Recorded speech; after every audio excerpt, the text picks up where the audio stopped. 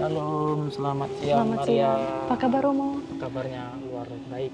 Ya, selamat Paskah ya Romo. Selamat Paskah Maria. Meski sudah lewat masih dalam sukacitanya ya Ya, Romo karena ya. masa Paskah ini sangat panjang sampai 7 minggu.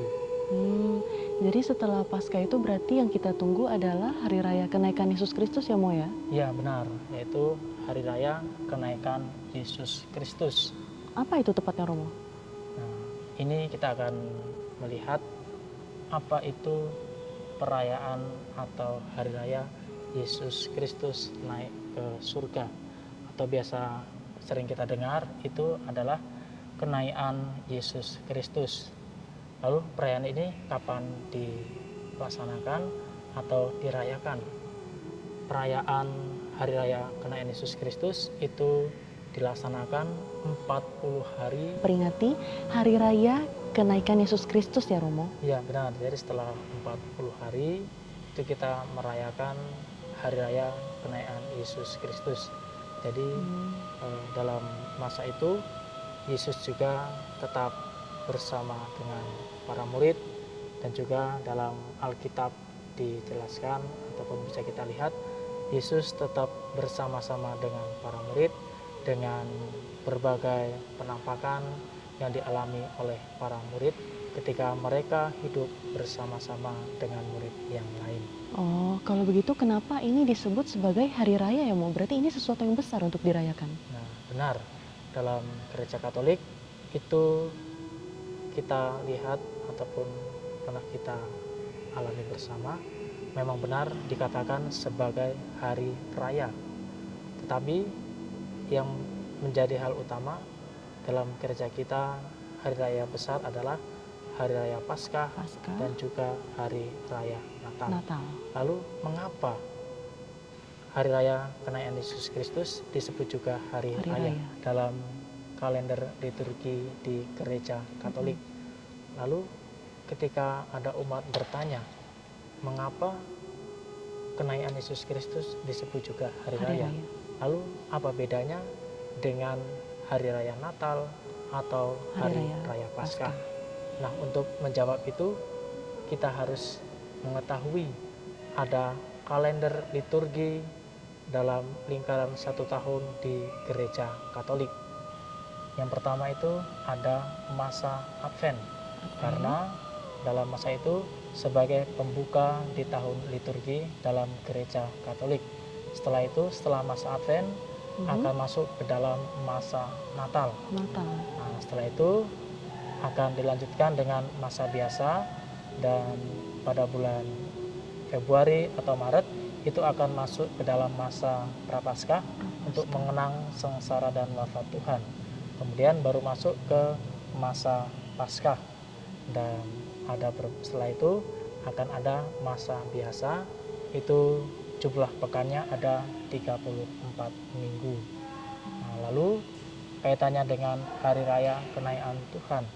Lalu dalam gereja Katolik, dalam liturginya itu dikenal ada tingkatan perayaan. Ada hari raya, kemudian pesta, dan juga peringatan Santo dan Santa.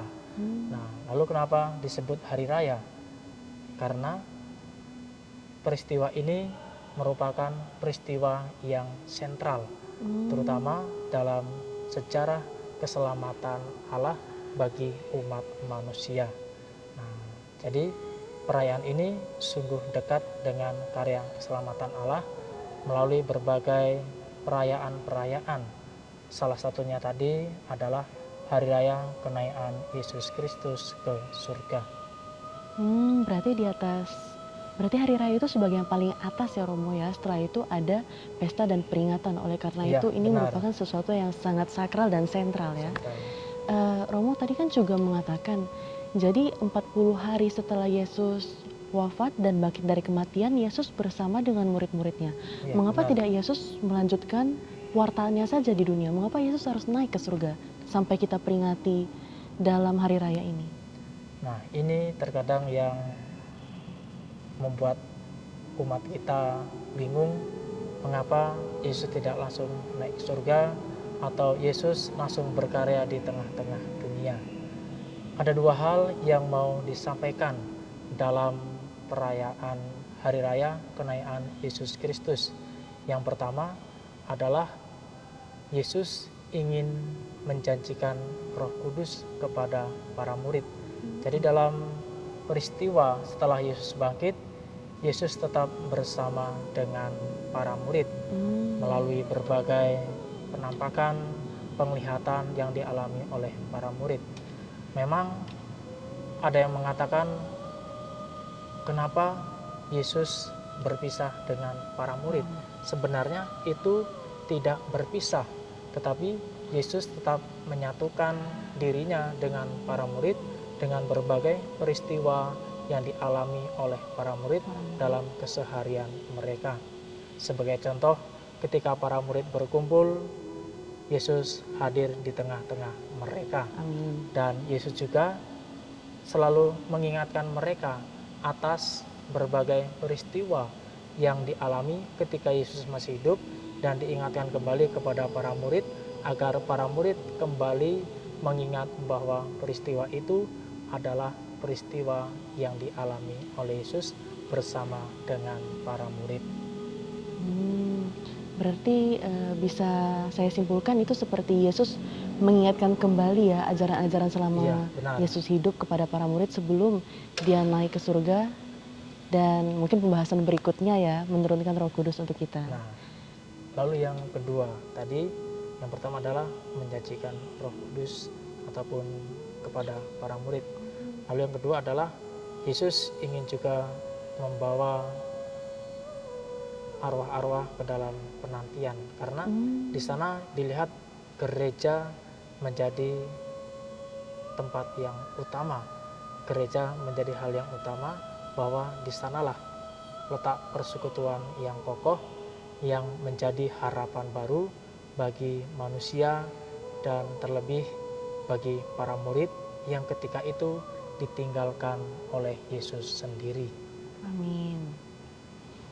Kalau begitu, kira-kira ada nilai-nilai yang bisa saya petik atau mungkin yang ingin Yesus coba untuk sampaikan barangkali untuk murid-muridnya di masa kini dari perayaan Hari Raya Kenaikan Yesus Kristus, Romo? Baik, nilai-nilai iman apa yang bisa kita ambil dari perayaan Hari Raya Kenaikan Yesus Kristus ke surga? Yang pertama adalah ada harapan baru.